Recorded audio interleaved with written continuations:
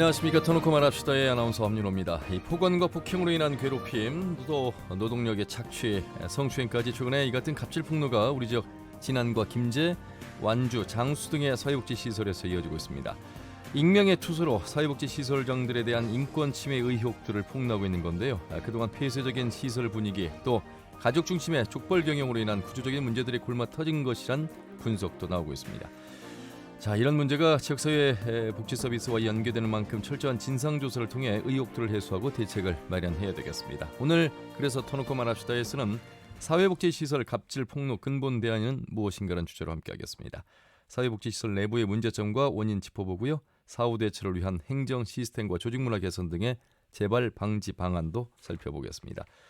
오늘 터놓고 말합시다는 사전 녹음 방송으로 진행하고 있습니다. 유튜브에서 KBS 전주 중국이나 터놓고 말합시다를 검색하시면 실시간 보기와 다시 보기도 가능합니다. 많은 의견과 제보도 해주시길 바라겠습니다.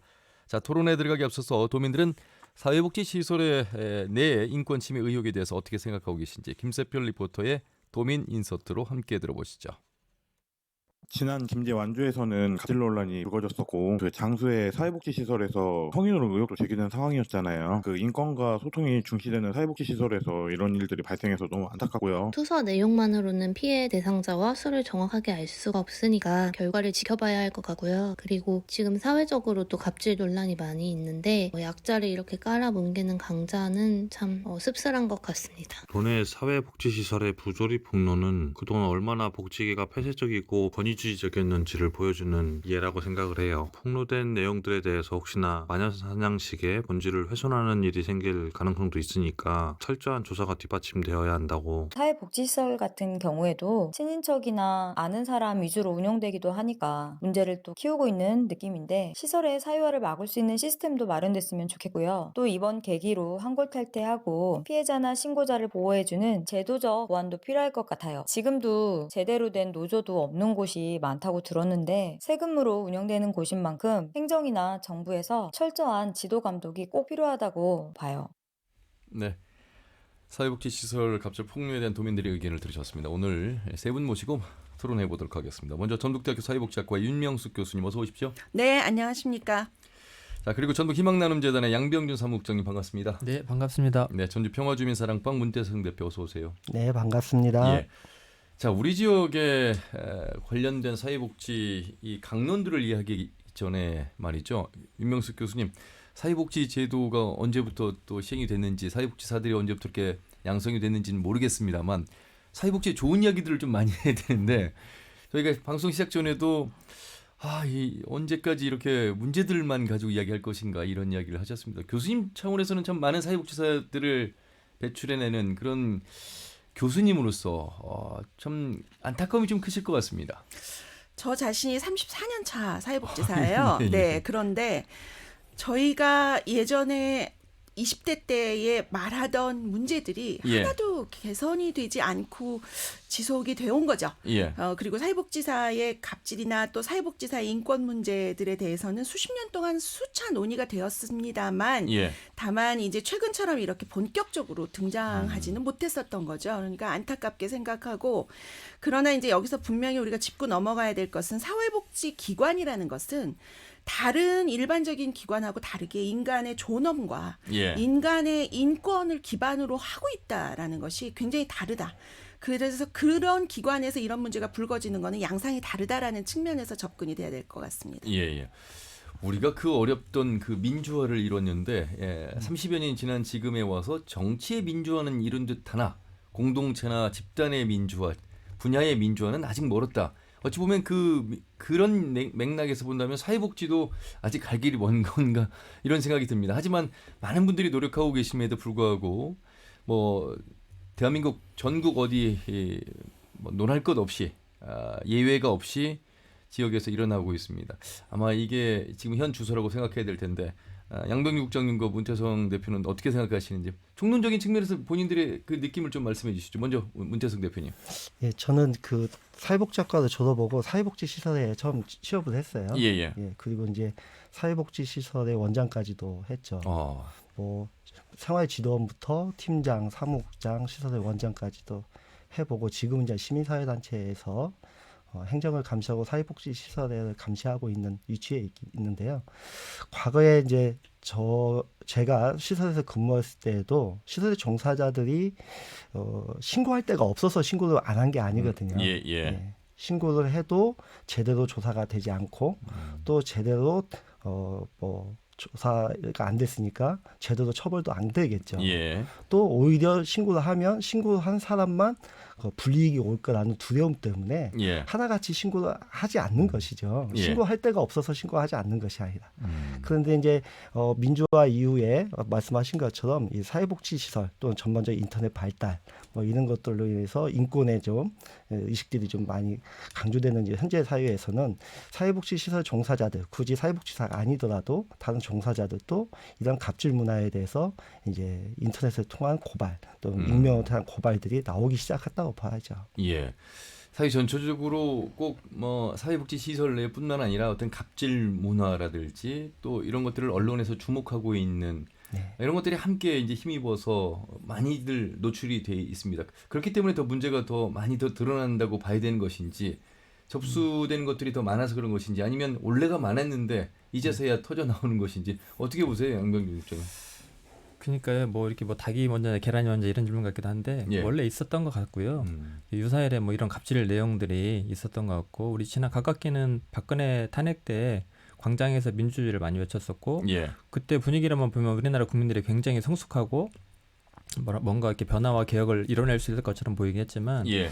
우리 시민사회도 마찬가지였던 것 같아요. 큰 거대 권력이나 지방 권력에 대해서 많이 감시를 했었고 사회복지 현장은 어쨌든 본인들이 어떤 봉사, 헌신 차원으로 수고를 하다 보니까 그 사람들이 그곳에서 일하는 부분들에 대해서 감시나 비판의 눈초리를 바라보지 않았고 애쓴다, 고생한다 이런 눈길로 바라봐졌었는데 그 내부에서는 그런 심각한 조직 문화, 군대 문화처럼 예. 또 과도한 성과주의, 또 위탁을 받아야 되는 여러 가지 그 제도적 모순들이나 불합리한 구조들 때문에 그런 것들이 좀 존속되었던 것 같고 지금 급변하는 사회 변화나 흐름에 맞물려서 이렇게 터져 나오는 것 같아요. 그러니까 이런 뭐 김연아 땅콩 회항 사건부터 해가지고 갑질 문제가 두드러지게 됐고 우리 사회의 미투 문제가 터지면서 사회복지계는 여초 집단이거든요. 여성들이 한 70% 이상 되는 집단임에도 불구하고 그동안 너무 침묵에 좀 가까웠지 않았나라고 예. 했었는데 세대들이 많이 바뀌는 거죠. 얼마 전에 뭐 90년대생이 온다 이런 얘기 됐지만 이제 그렇죠. 2000년대생들이 우리 사회에 진출하면서 급격하게 변하는 그런 세대 간의 갈등, 세대 간 인식 차이 이런 것들이 어쩔 수 없는 어떤 시대적 흐름 속에서 터져 나온 것들인 것 같아요. 예, 뭐 이 시간에 그 시대적인 전체적인 상황을 다 짚어볼 수는 없으나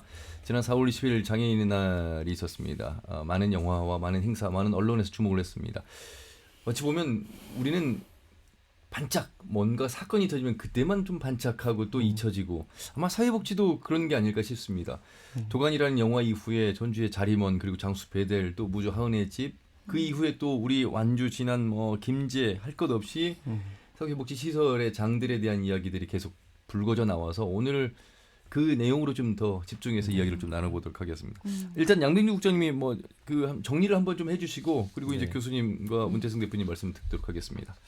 이게 그 직장갑질 119라고 하는 데서 저희가 2019년 7월부터 직장 내 괴롭힘 방지법이 시행이 돼서 설문조사 같은 걸 했는데 그때 한 1년 동안에 접수된 제보건이 거의 2,000건에 가깝거든요. 갑질이요. 근데 그중에 유기에 의한 경우가 90%예요. 직장 내 유기에 의한. 그리고 성희롱 가해자가 대부분 직장 내 어떤 괴롭힘까지 같이 동반하는 경우가 한 70% 정도 가까이 되고 그다음에 그 피해자는 대부분 한 80% 이상이 여성인 걸로 이렇게 나타났거든요. 예. 우리 전북 지역에서도 한 500건 이상 그렇게 그 상황들이 나왔었는데 그리고 이제 그 지난 건이나 여기 김제 건 같은 걸 말씀드리면 지난해도 어쨌든 그 유기에 의한 폭언, 갑질, 그다음에 이제 전체 조회 때마다 한 사람을 겨냥을 해가지고 지속적으로 폭언하고 비교하고 했던 부분들, 그다음에 김제 같은 경우는 뭐 그 불투명한 예산 집행, 그다음에 불공정한 인사, 그다음에 성추행까지도 있었던 내용인데 예. 뭐 김제가 지금 현재 조사가 제대로 진행되지 않은 지점들이 있어서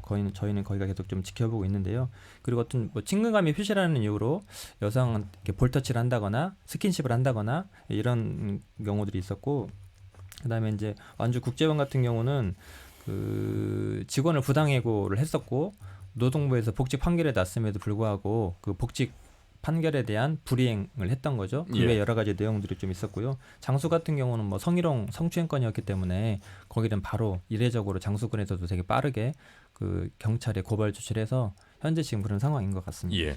윤명숙 교수님, 사회복지 시설이라고 하는 곳을 많은 시민들, 도민들, 국민들은 어떻게 생각하고 있을까요? 이런 뉴스들이 나가고 나면 저곳은 뭔가 문제가 항상 일어나고 있는 곳이야. 그런데 시설 내에 보호받아야 될 분들, 또 생활해야 될 분들, 또 함께 일하시는 종사자분들 서로 신뢰와 존중이 상당히 중요한 것이고 또 대부분 잘 이루어지고 있습니다만 그렇지 않은 것들이 이렇게 이제 일어나고 있다 보니까 오히려 전체적으로 좀 먹물이 이제 튀기는 그런 현상까지 오고 있지 않는가 이런 생각이 드는데 그 우리 지역 이제 관련된 이야기를 양변희 국장님 하셨습니다. 사회복지 시설장에 대한 폭력 투소 정말 쉽지 않은 일이고 내부 고발을 하기 어려운 그런 뭐 그래서 우리가 늘 항상 시설에 대해서 폐쇄성 이야기를 합니다만 어떻게 보셨어요?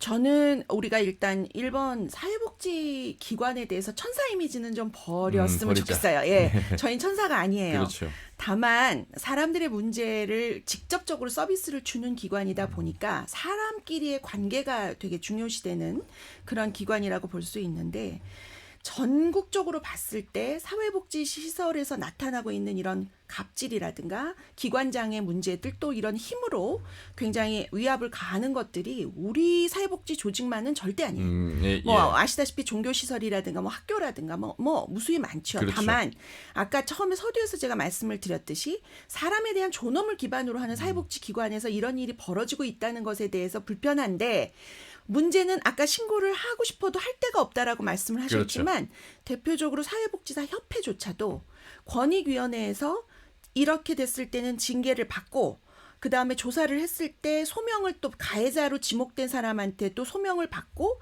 징계에 대해서도 이의 절차를 받고 예, 이런 식의 절차적인 정당성을 갖추지 못했어요.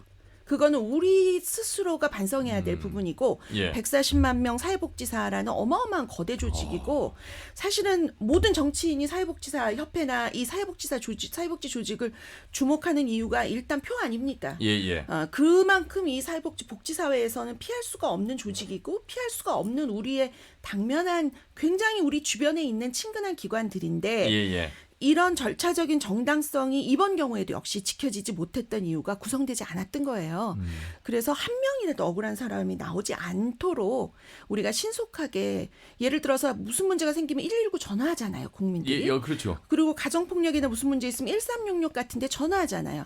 사회복지는 응급 콜을 할 수 있는 데도 없고 예. 도움을 요청할 수 있는 데도 없고 그다음에 문제가 발생했을 때 더 골마 터지지 않을 수 있도록 중간 장치를 할 수 있는 조정 기구 같은 그렇구나. 것이 부재해요. 아. 그런 게 원인이라고 봅니다. 예. 얼마나 이 상황 속에서 안타까우시면 책상을 쳐가면서까지 정명숙 교수님 말씀하셨는데 문태승 대표님 예. 그런 장치가 지금 뭐 덜 다른 분야에 비해서 마련되어 있는 부분까지도 말씀하셨습니다. 네. 예. 그 이번에 전라북도에서 이 계기로 해서 사회복지법인 조사 하겠다, 인권이나 갑질 조사를 좀 조사하겠다 이런 발표를 한 적이 있어요. 예. 네, 그 도의 협조를 위해서 사업계획서를 좀 제가 봤더니 그 중에 하나가 이제 전라북도 사회복지사협회의 위기대응센터를 만들었고 그 3월달에 그 3월달 이후로 지금까지 그 운영을 하고 있어서 제가 거기에 전화를 한번 해봤습니다. 예. 그 이후에 현재 오늘까지 그 뭐 직장 내 갑질이라든지 문제로 접수된 건이 몇 건인지 물어봤더니 한 건 접수가 되었대요. 아. 그것도 이제 어제 접수가 되었답니다. 예. 예. 예.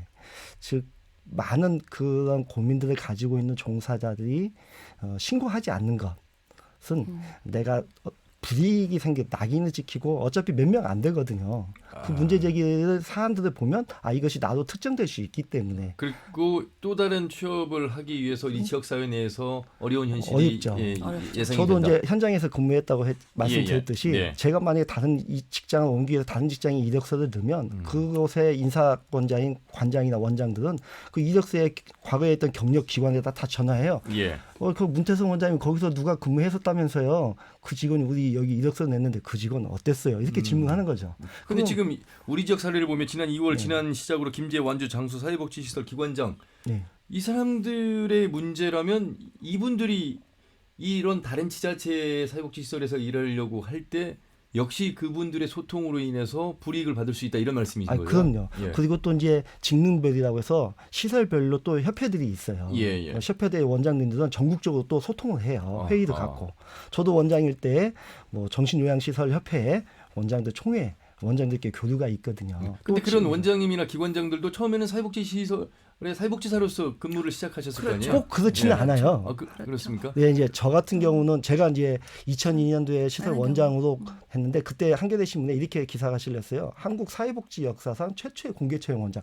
2002년도에 최초의 공개 채용 원장을 했다는 거예요. 저는 기사를 보고 제가 그런 역사적 인물이라는 걸 알았는데요. 그만큼 사회복지 시설이 법인의 인맥 또는 그렇죠. 가족, 예, 혈연 예. 이런 것들로 기관장을 앉히고 또 이제 그런 인맥들이 겉으로는 공개 모집을 통한 형식적인 절차를 갖추고 있지만 예. 내적으로는 자기들의 인맥, 혈연 관계로 다 앉히고 있는 현실이 있기 때문에 대개 이제 이런 기관장들이 사회복지 시설의 이제 장애인이나 노인, 클라이언트에 대한 인권 침해의 대부분의 그 가해자는 시설장들이에요. 예. 또 대표이사고. 대표이사 겸 시설장도 하고 있거든요. 근데 제가 이제 가끔 인권 뭐 이렇게 교육을 가다 보면 그 기관장들은 그 교육을 안 받거든요. 예. 종사자만 받아요. 근데 저 매번 행정이나 도나 시군의 공무원들 제가 만날 때마다 시설장들에게 교육을 좀 강화할 수 있는 대안을 좀 만들어라. 시설장들 네. 인사하고 그냥 자리 비워버린다. 근데 정작 시설에서 장애인이나 사회복지사들에게 갑질하는 사람은 시설장인데 시설장은 예, 예. 교육받지 않는다. 이런 문제가 계속 반복되는 뭐 거죠. 공영방송이나 공조직과는 좀 다르겠습니다만 저희 지금 KBS의 전주의 총국장도 사장도 직원에서부터 시작해서 사장까지 갔단 말이에요. 그런데 이 지금의 사회복지 시설장은 사회복지사로부터 시작해서 가는 분들도 계시지만 2002년 문태성 대표가 처음이라면 네. 대부분의 이제 가족 중심의 어떤 법인 경영체가 더 많다는 많다, 말씀이시고 거고요. 그렇기 때문에 그 원장이라고 하는 자리, 기관장이라고 하는 자리가 이제 여러 이제 위기에 의한 문제들이 발생을 하고 있다 이렇게 지금 보시는 네, 거예요. 그렇죠. 이제 대부분은 결국에는 아니겠지만 기관장들을 시설장이나 원장들을 감독할 수 있는 사람은 법인밖에 없거든요. 예. 근데 법인의 인맥으로 들어온 사람들, 가족 형태 혈연으로 들어온 사람들을 법인이 과연 지도 감독이 가능하겠느냐라는 거죠. 그런 근본적인 문제가 내포되어 있습니다. 이게 최근에는 특히 우리 전라북도 같은 경우는 종교법인이 전체 사회복지 기관 시설의 70% 이상을 차지하고 있기 그렇습니까? 때문에 네. 이 종교법인의 경우에는 더구나 그런 폐쇄성이 훨씬 좀 더 강하다고 볼 수 있어서 아마 네. 기여를 했을 거라고 그러면 봅니다. 그런 기관장의 임기가 없습니까? 임기는 이제 보통 김제 사례를 좀 들어보면요. 김제 예. 같은 경우 김제시에서 위탁을 받은 거거든요. 예. 보통 사회복지 기관들은 위탁했을 경우에는 보통 5년을 기준으로 해요. 더 이제 짧기도 하고 더 늘기도 하는 사례들이 있긴 하지만 대체적으로 예. 5년을 하는데 그 기간 동안에 임기가 보장되는 거죠. 뭐 기관장뿐만 아니라 종사자도 보장은 됩니다. 예, 네. 다만 그 다음에 또 법인이 바뀌느냐 안 바뀌는 거죠. 그러면 장기 그렇죠. 기관장을 그러니까 하시다는 현재 거죠? 거의 기관장들이 이렇게 말하면 그렇지만 종신형에 가깝거든요. 예. 한번 딱 관장이 되면 거의 뭐 정년 때까지 유지가 되는 우리 앞서서 뭐 젊었을 때 관장 되신 분들도 그런 것 같고요. 근데 최근에는 이제 관장 조건이 좀 강화되다 보니까 아마 예, 사회복지 기본 경력이 없으면 관장 갈 수가 없거든요. 그래서 과거에는 그러면은 뭐 그런 사회복지사 자격증이나 예. 경력이 부족하더라도 네네. 근데 수가 이제 있었다. 갈수록 그런 조건이나 요건들을 만드는 거죠. 그런데 예. 이제 저도 이렇게 보면 중간 관리자 때 굉장히 개혁적이고 우리 지역에서도 열심히 했던 분들인데도 예.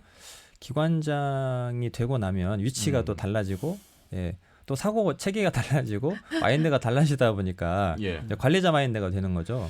그래서 이제 최대한 조직의 안정 그리고 이제 기존의 체제를 유지해야만 본인도 수월하잖아 일하기가. 그러니까 예. 그런 것들을 더 오히려 강화시켜 나가고 그런 것들을 공고히 해나가고 하는 일들을 스스로 해나가는 것 같아요. 스스로. 교수님, 사회복지 시설이라는 건 말 그대로 국가가 해야 될 일인데 공공복지에서 하기가 어려우니까 사회복지 시설에 위탁하는 거잖아요. 그리고 정부와 지자체가 이제 여기에 이제 지원을 하는 것이고 그러면 정부와 지자체가 그만큼의 관리 감독을 해야 되는데 아마 그 부분에서는 한계가 있다는 걸 여러 차례 아마 방송을 통해서 말씀을 드렸고 아까 뭐 내부 고발하는 것조차도 어려운 그런 현실이라는 말씀하셨는데 이 부분에 대해서 장치가 다른 분야에 비해서 좀 부족하다고 말씀하신 부분 이걸 이제 어느 정도 인권 차원에서 많이 올라와 있잖아요. 네네. 보완할 수 있을 것 같은데요. 보완을 해야 된다고 생각을 합니다. 예. 그리고 또 사회복지 종사자들 저희가 정신건강 실태조사 같은 걸 해보면 뭐 사회복지 읍면동 사무소 가시면 사회복지 전담 공무원이라고 있죠. 있어요. 예, 예, 많은 숫자의 사회복지 전담 공무원도 있는데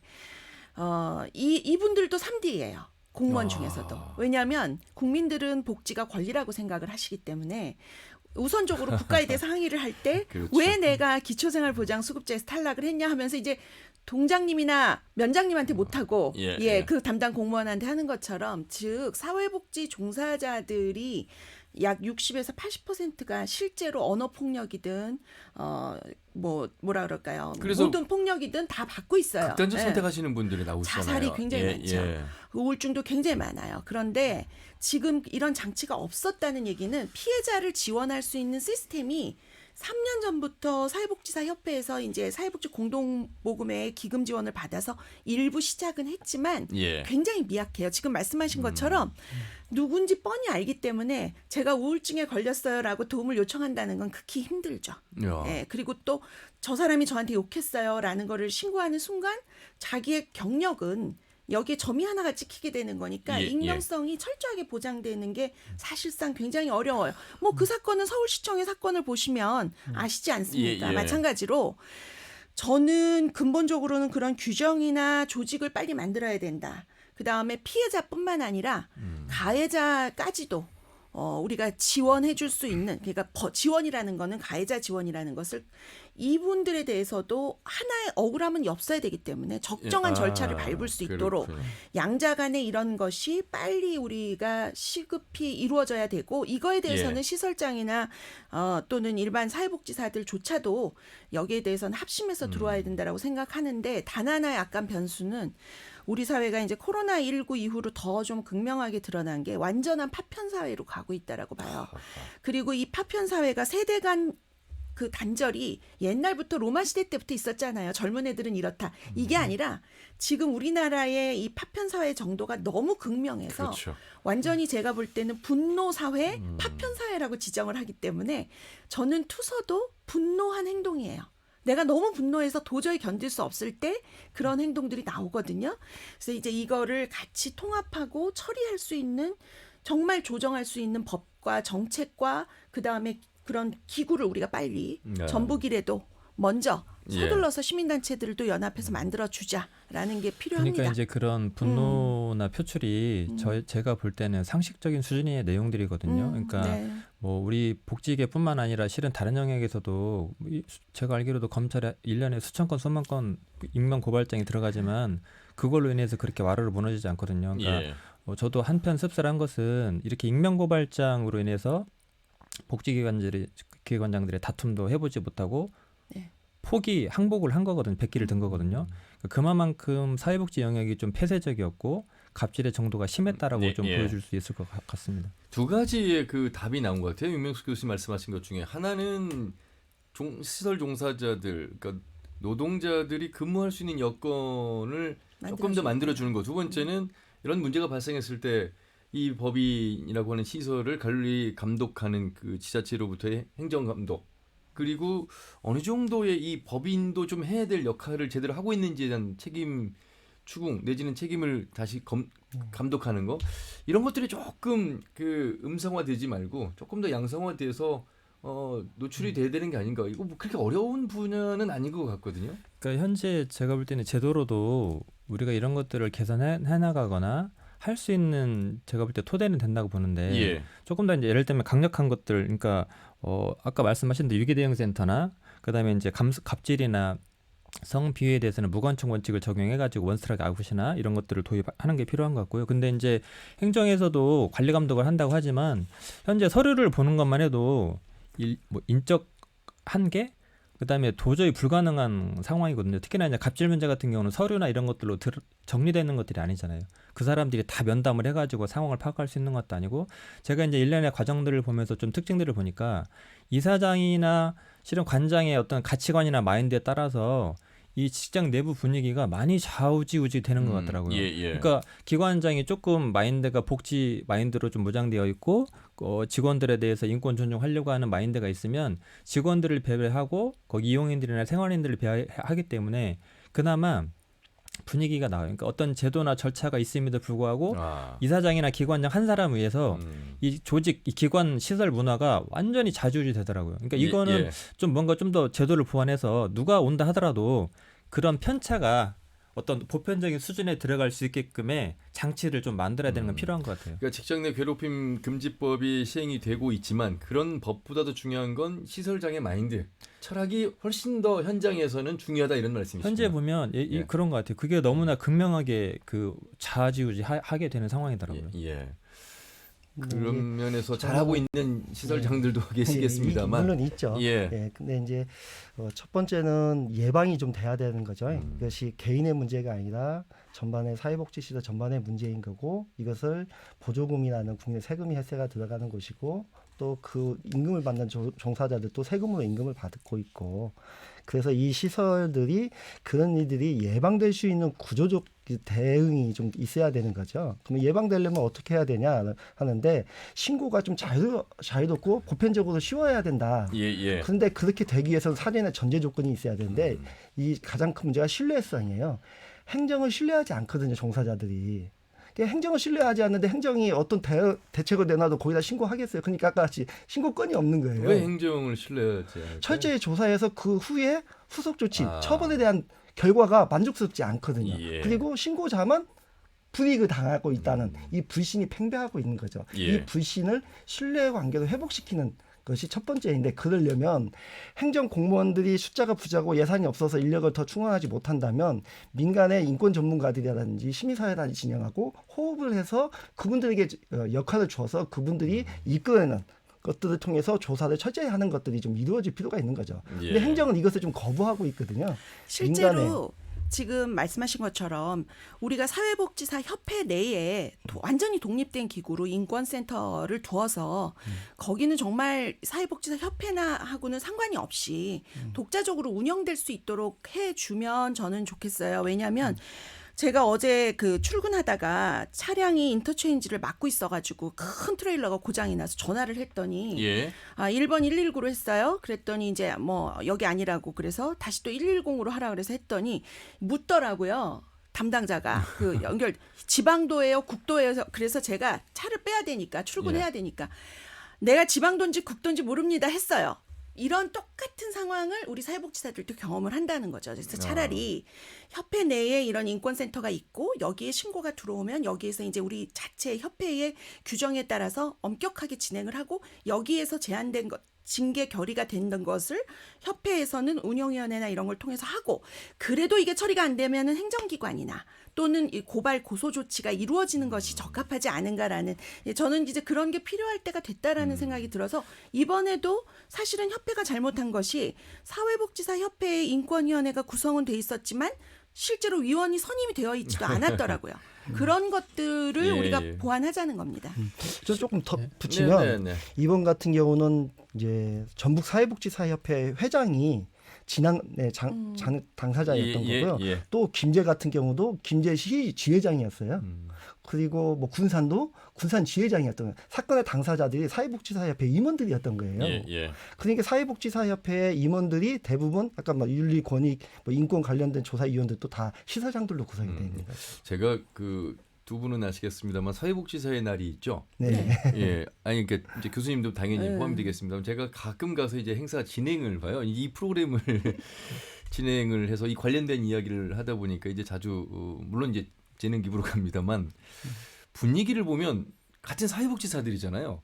그래서 저는 한 마음으로 똘똘 뭉친 그런 자리를 기대하고 갔는데 뭐 3분 발언 뭐 이런 그 코너 같은 것들을 해서 올라오셔서 말씀하신 걸 보면 이분들의 발언의 내용이 방향이 그 오히려 사회복지사 협회장 내지는 시설장, 기관장들을 향한 발언들이 굉장히 많은 걸 보면서 이게 오늘 지금 하신 말씀들이 이제 그런 게 아닐까 이런 생각이 사회복지사협회가 예. 임원들이 다 사회복지 시설 기관장들로 중심으로 이루어져 있기 때문에 평사회복지사들이 사회복지사협회 자기들의 권리를 대변하고 있지 못하다라는 비판이 있는 아니 거죠. 근데 같이 공부하고 어찌 보면 같은 선후배고 같은 자격을 가진 분들이신데 그게 어떤 그 위치가 다르다는 것만으로 이렇게 다를 수 있을 거 이해가 안 되는데. 대학 같은 경우는 이제는 대학 평의원회 제도가 생겨가지고 이제는 뭐 학교의 학무위원이라든가 교수회라든가 이런 데서 통과해서도 여기를 반드시 거쳐야 돼요. 이제 상원이 생긴 거죠. 예. 그런데 거기에 아주 엄격하게 구성을 예를 들어 교수회 몇 명, 교수 몇 명, 그다음에 학생 몇 명, 직원 대표 몇 명, 외부 몇 명 이렇게 딱 엄격하게 해놓으니까 저희가 이제 그 조직을 의식하기 시작하는 거예요. 그렇죠. 마찬가지로 사회복지도 사회복지 평의원회라는 걸 도입을 한다든가 아니면 예. 인권센터를 굉장히 아주 엄격하게 하시면 좋을 것 같아요. 중요한 말씀하신 것 같아요. 네. 지금 뭐 기초의회나 광역의회에서 문제들 불거졌을 때 말이죠. 자체적으로 윤리위원회 할 수 있는데 안 하잖아요. 네. 왜냐하면 외부위원이 들어가 있지 않기 때문에 할 거냐 말 거냐를 논의하는 것조차도 터덕거리고 있고 제대로 한다고 해도 믿을 수가 없는 그런 상황 속에서 약간 대학의 지금 평의원의 말씀은 사회복지 시설 차원에서도 좀 필요한 그런 대목이 아닐까 싶거든요. 그러니까 장기적으로는 윤명숙 교수님 말씀하신 부분이 맞다고 보고요. 저도 이제 보통 저희가 시민사회가 대응을 할 때 과거 그러니까 재작년부터까지는 어떤 그 사회복지 시설의 생활인들 이용인들에 대한 인권 침해 문제가 발생됐기 때문에 예. 시민사회가 적극적으로 기구도 꾸리고 왜냐하면 장애인들은 자기 의사 표현을 제대로 못하죠. 죄송합니다. 물론 할 수 있지만 예. 저희가 좀 도와줘야 되는 부분들이 있다 보니까 나서서 하는 건데 현재는 이제 사회복지 당사자들의 문제다 보니까 스스로 만들어가는 분위기를 하는 건 좋은 것 같고요. 다만 이제 갑질이나 이런 부분들에 있어서 사회복지사협회가 조사할 수 있는 법적 권한이 없기 때문에 그렇죠. 또 다른 시비를 나올 수 있거든요. 그러니까 그건 그것대로 두고 우리 문태성 대표님이 말씀하신 대로 이게 신뢰 관계가 없기 때문에 신고할 수 없는 거거든요. 그러니까 예를 들면 우리 지금 각 지역에서 발생한 전북 지역의 문제가 익명 고발장이긴 하지만 예. 각 지역 내에서는 특정이 되거든요. 아. 네, 상황과 기관 설명이 묘사되다 보니까 특정이 되고 또 지금까지 관행으로 보면 공직 어떤 행정기관에 공익 제보를 했을 때 공익 제보자가 보호가 되지 않아요. 예. 이게 다 학연 혈연 지원으로 연결되어 있다 보니까 하루도 채 되지 않아서 누가 제보를 했는지 다 알려지게 되는 이런 상황들이 야. 빈번하게 발생되고 그렇죠. 있거든요. 곧 블랙리스트로 올라가기 때문에 그렇죠. 그래서 이런 것들은 단기간 내에 개선되기는 어려울 것 같고요. 좀 뭔가 좀 자, 강력한 알겠습니다. 예. 자, 그래서 이제 바로 그 행정에 대한 신뢰 부분을 이야기해서 바로 전라북도 사회복지과 이경진 과장을 연결해서 도 상황 말씀 들어보겠습니다. 과장님 수고 많으십니다. 예, 반갑습니다. 이경진입니다. 늘 항상 뭐 행정에 탈만하는 것 같아서 불편하시겠습니다만 꼭 그런 건 아닙니다. 아마 예. 굉장히 보이지 않는 곳에서 열심히 일하시는 우리 사회복지 분야의 공무원분들 많이 계시다는 말씀 드리면서 예. 그래도 우리 지역안에서 이렇게 문제들이 불거져서요. 이 내용을 예. 좀 말씀 들어보도록 하겠습니다. 과장님도 예. 사회복지과 뭐 나름 책임을 지고 계신 분으로서 이런 지역의 사건들이 터지는 것 좀 불편하시겠습니다. 예, 아니 불편하다기보다는요. 우선 그 도민 여러분들께 이런 걱정을 끼쳐드려서 송구한 마음이 가장 크고요. 예. 예, 또 한편으로는 그 아까 말씀하셨다시피 복지시설 현장에서 이렇게 묵묵히 땀을 흘리고 계시는 종사분들이 훨씬 더 많은데 예. 이런 일들로 인해서 이분들의 사기가 좀 떨어지지 않을까 걱정도 되고 그렇습니다. 예. 전라북도청 사회복지과 안에는 사회복지사 자격을 가진 행정분들이 몇 분이나 계십니까? 여기 한 20여 분 근무하고 예. 있습니다. 저희 과 내에서. 그렇죠. 상당히 많이 이제 자격을 가진 전문성을 가지신 분들이 이제 지금 행정에서 활동을 하고 계시는데 예. 우선 도내 이러한 익명의 폭로 사건에 대해서 도의 입장은 죄송한 마음과 더불어서 또 어떤 생각을 갖고 계실까요? 아까 말씀드렸다시피 이제 이분들이 현장에서 근무하시면서 이런 일들로 해서 사기가 꺾이고 또 일하시는데 좀 장애가 되지 않을까 이런 우려들이 있어서요. 예. 그런 부분에 좀 신경을 많이 쓰고 있습니다. 예. 행정에서 관리감독 소홀에 대한 이야기 하시면 어떤 생각이 드세요? 인력도 많이 부족한데 또 하고 있는데 이런 생각하세요? 아니면 더 철저한 관리 감독이 필요하다 이런 생각을 하시는 상황이신가요? 잘 아시다시피 이제 여러 가지 여기 복지 업무의 수요가 이제 갈수록 자꾸 늘어나기 때문에 예. 말씀하신 대로 그 복지 분야에 근무하는 공무원들의 인력도 턱없이 부족한 것이 사실이고요. 예. 그러다 보니까 아무래도 이제 지도 감독이라든지 이런 부분에 조금의 그 공백이 생기는 것도 뭐 어쩔 수 없는 사실이라고 예. 보고요. 어쨌거나 그럼에도 불구하고 이러한 그 시설들에 대한 법인들에 대한 그 지도 감독은 결코 소홀히 할 수 없는 그렇습니다. 부분이기 때문에 예.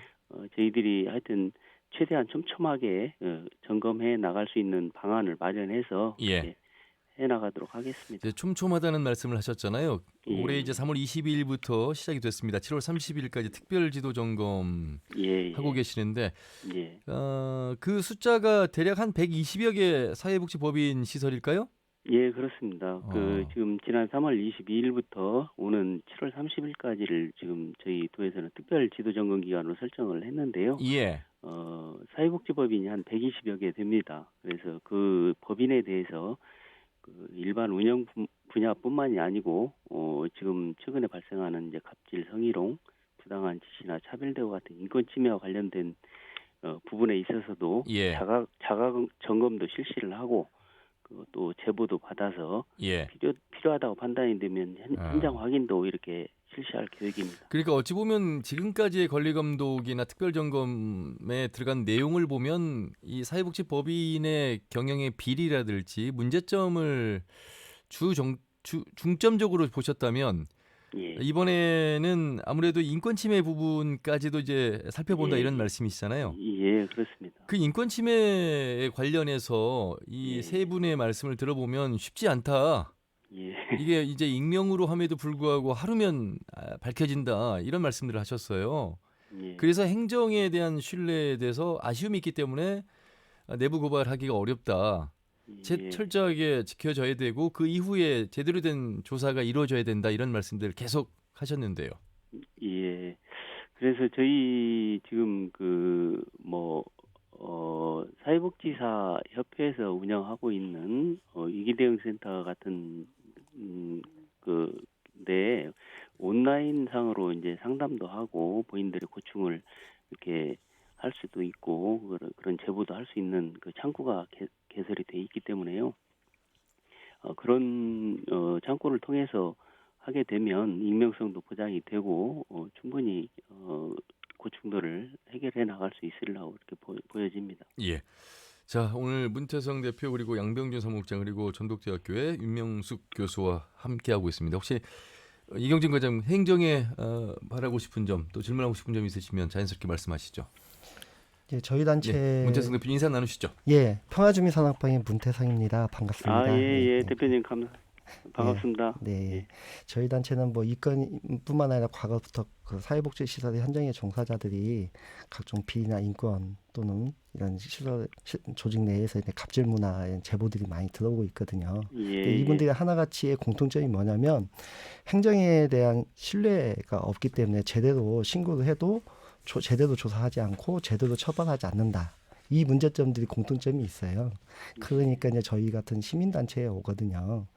근데 이제 제가 이 경험들을 쌓으면서 행정이 그러면 이런 신뢰가 없으면 행정의 신뢰를 회복하는 일을 해야 되는데 회복하는 노력을 한다고 해서 회복되는 건 아니더라고요. 그러면 행정이 시민사회단체가 가지고 있는 신뢰성을 좀 얻어서 시민사회단체에게 이 업무를 좀 위탁하는 것. 이분들과 함께하는 방식을 통해서 신고자들이 자유롭게 신고할 수 있도록 하고 또 위탁을 한 시민사회단체가 철저히 조사하고 또 시민사회단체가 이 조사에 대해서 어떤 처분하고 결과를 해야 된다는 의견들을 행정에서 좀 받아서 하면 좋겠다. 이런 것들이 예방과 그다음에 또 조사에 대한 결과가 좀 만족스럽게 나오지 않겠나. 그러다 보면은 점점 이런 사실들이 이런 문제들이 점점 줄어들 것 같아요. 제일 핵심은 그거죠. 시민사회 진영과 같이 할 수 있는 행정이 지금 없어서 이 문제를 예방하지 못하고 제대로 대응하지 못하는 이 문제가 좀 매번 답답하거든요. 뭐 우리 과장님 연결된 김에 시민사회단체 함께 할 수 있는 지도 점검, 감사 뭐 이런 대응들이 좀 있었으면 좋겠다. 그런 경험은 한 번도 없습니까? 그러면? 있습니다. 근데 너무 없어요. 너무 없습니까? 그리고 그래서 이루어지기까지 굉장한 투쟁을 해야 돼요. 설득이 안 돼요. 예. 그러니 이것을 거버넌스처럼 딱 이렇게 매뉴얼로 만드는 거죠. 그래서 그것을 또 약속까지도 했었어요. 예. 전라북도 도지사님이 돈문으로 딱 도장 찍어가지고 언제였습니까? 2016년도에 예. 그래서 상설 민관 합동 감사팀을 꾸리자고 약속까지 했거든요, 공문으로. 예. 근데 지금까지 안 지켜져요. 아하. 그러니까 이제 자꾸 저희 같은 시민사회단체에 제보가 들어오는 거고 저희 시민사회단체는 행정하고 건의를 해도 행정이 안 받아들여지니까 예. 자꾸 언론을 통해서 폭로하게 되는 과장님 이런 말씀 드려보죠. 악순환이 계속 예. 됩니다. 과장님 2016년 이런 협의도 있었네요. 예, 그건 제가 내용을 좀 확인해봐야 될 것 같고요. 예. 예.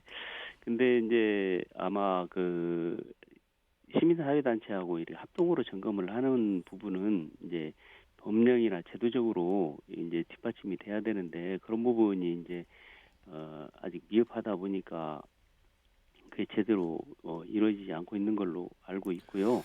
일단 행정에서 먼저 이런 법령에 의한 지도 점검을 하도록 이렇게 돼 있기 때문에 그런 과정에서 이제 그 뭐 문제점이 노출이 된다든지 인지를 하고 아니면 시민사회단체 아까 대표님 말씀하신 대로 이렇게 접수가 돼서 어느 정도 인지가 된 상태에서는 그 사안에 따라서 외부 인사의 뭐 자문이 필요하면 자문도 받고 이렇게 외부 전문가 참여도 시민사회단체의 참여도 이렇게 필요하다면 적극적으로 검토해 나가는 것도 필요하다고.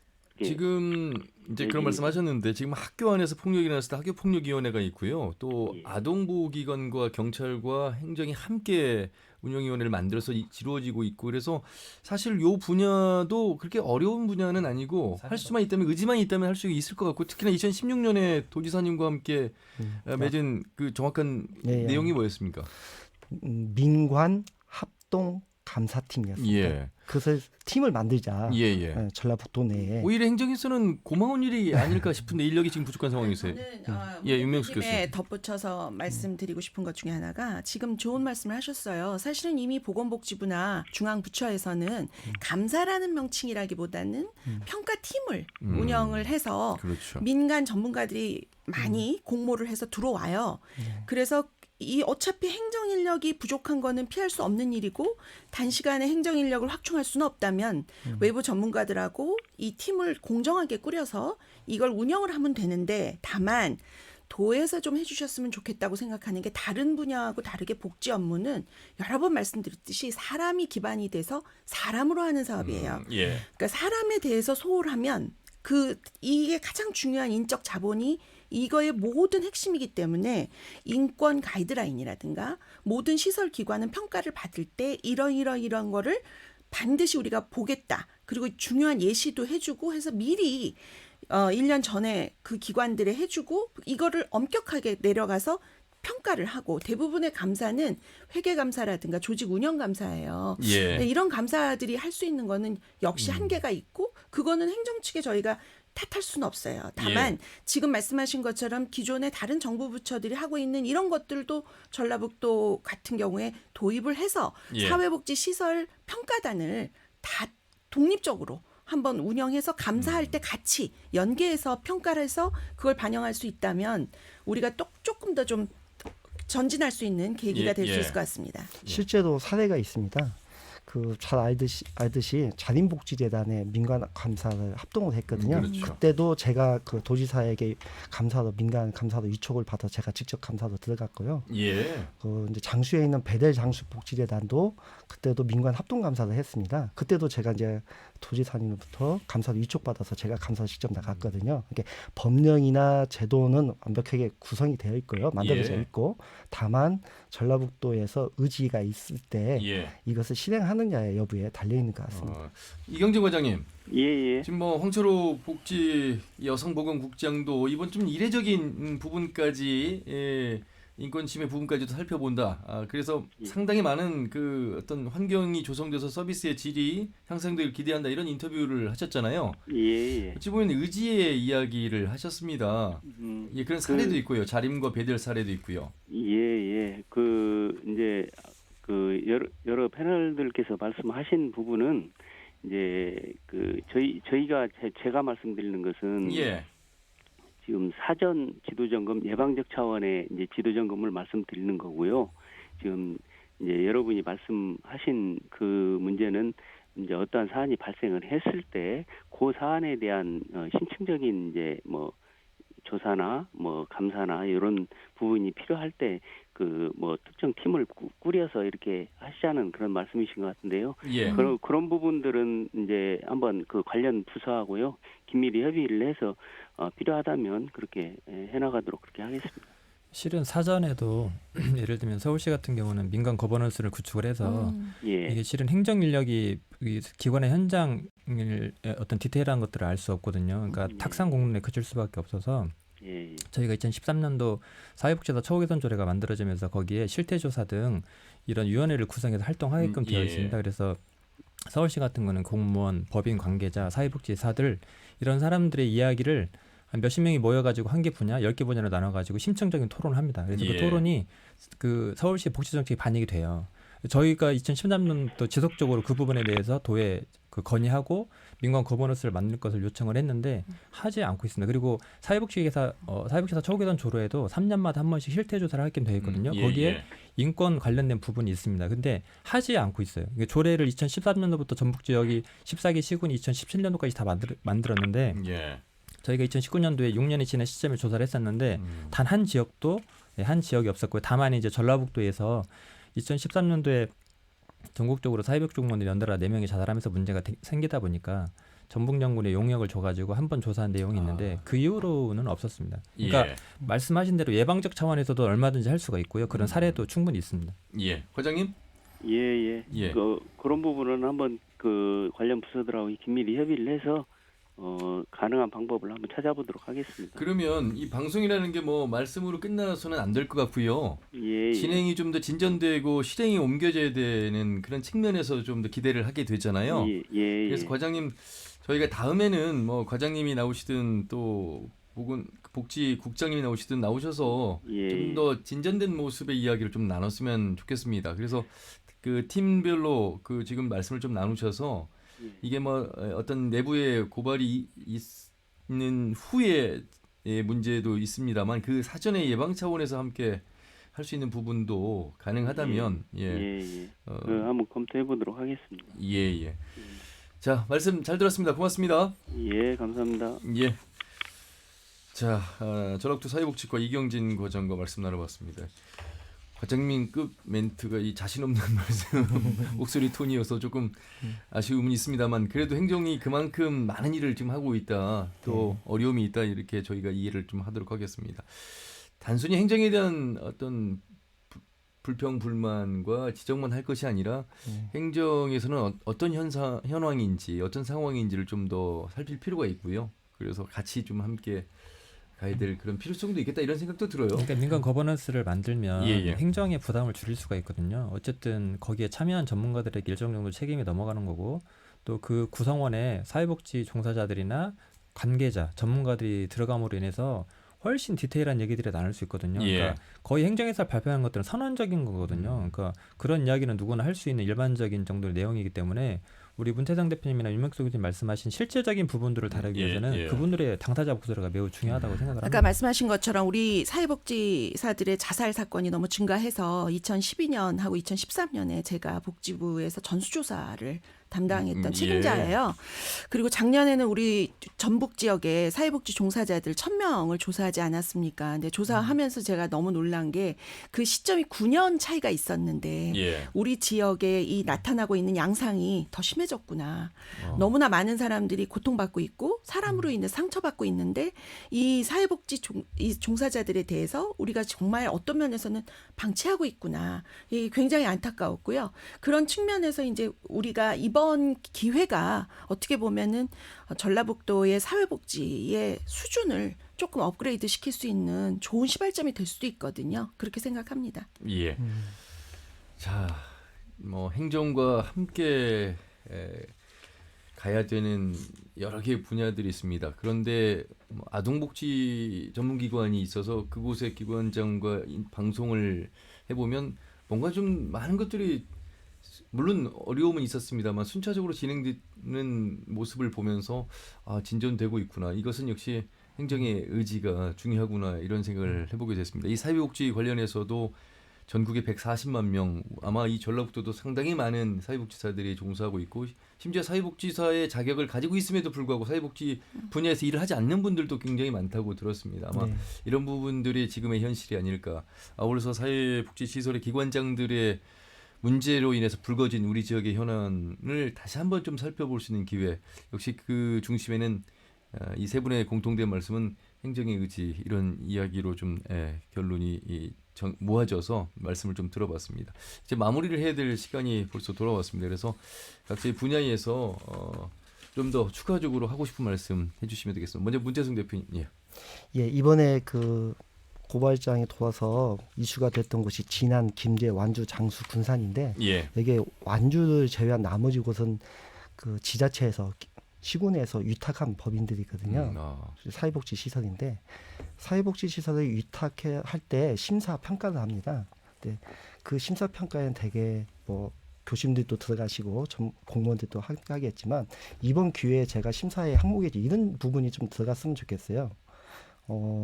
위탁을 할 때 대부분 법인이 후원금 얼마 내놓을 거냐, 재원은 얼마 능력 있냐, 이렇게 업무 능력에서 능력이 있냐 없냐, 재원을 얼마나 가지고 있냐 이런 심사가 중심적으로 이루어지는 것 같아요. 그런데 이제는 이런 사건이 터졌으니까 들어올 법인들, 공모에 참여하는 법인들의 위기관리 능력 또는 이런 갑질 인권적인 성향들도 심사 평가 항목에 좀 넣어서 그 부분들이 감점 또는 좋은 점수에 위탁 선정할 때 크게 반영됐으면 점수도 좀 많이 줬으면 좋겠다. 그런 생각을 해봤습니다. 예, 양병주 국장님.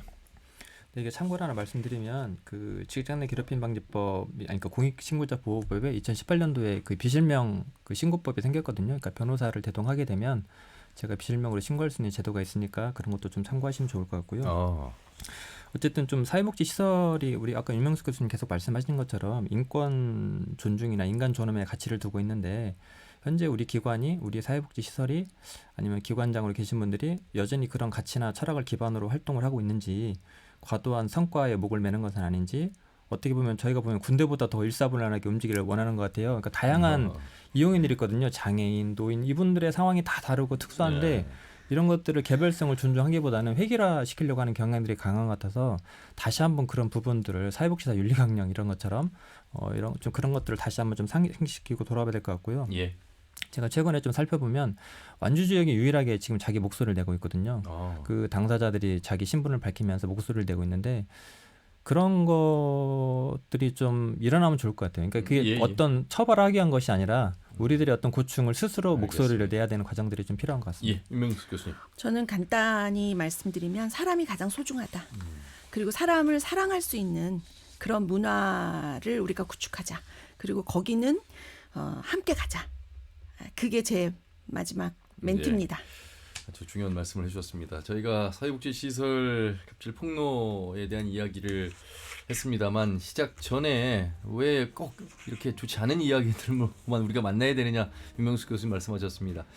44년이라는 시간 동안 사회복지 현장에서 일을 하셨고 또 대학의 교수님으로서 하신 말씀 속에 진짜 사람을 한번 생각해보는 그런 사회복지 현장을 좀 만들어가도록 노력을 한번 해보도록 하겠습니다. 세 분 말씀 잘 들었습니다. 고맙습니다. 감사합니다. 네, 전북대학교 윤명숙 교수 그리고 평화 주민사랑방의 문태성 대표 그리고 전북희망나눔재단의 양병준 사무국장과 함께했습니다.